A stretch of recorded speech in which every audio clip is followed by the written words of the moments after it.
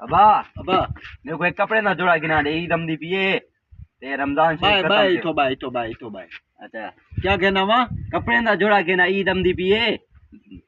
ते मेरे को गिना दे मेरे कपड़े कोनी वाह बा हाली सेज त वडा खड़े घेनम दामा पकोड़े भला पकोड़े ने सांगे रोजा रखे नहीं क्या पकोड़े कोना हाँ कपड़े ना जोड़ा गिना दे कपड़े ईद ही खड़ी है बाकी 14 जाड़े तो रांदे पेन वह बा मैंने पैसे कोनी में केड़ो मुर्गी घेना वा दाल पई है घर दाल आकू पका घिनते माते दी कपड़े कपड़े दे ना दा कपड़े दा एक जोड़ा गिना दे मेरे कपड़े कोनी ओडू तो ईद ही खड़ी है ला सीवी देवन दर्जी चाचा गेलिया ये खड़ा कपड़े दा झोला गिराने कपड़े दा तू गा समझदा है या कोड़ा जकाई रहवेसी वह ना मुरादा सवेल दा दिमाग खादी बैठा पकोड़े घेना तू वाला की केड़ो में मच्छी घेना वा केड़ो आना पैसे ओ आदे को कपड़े गिना दे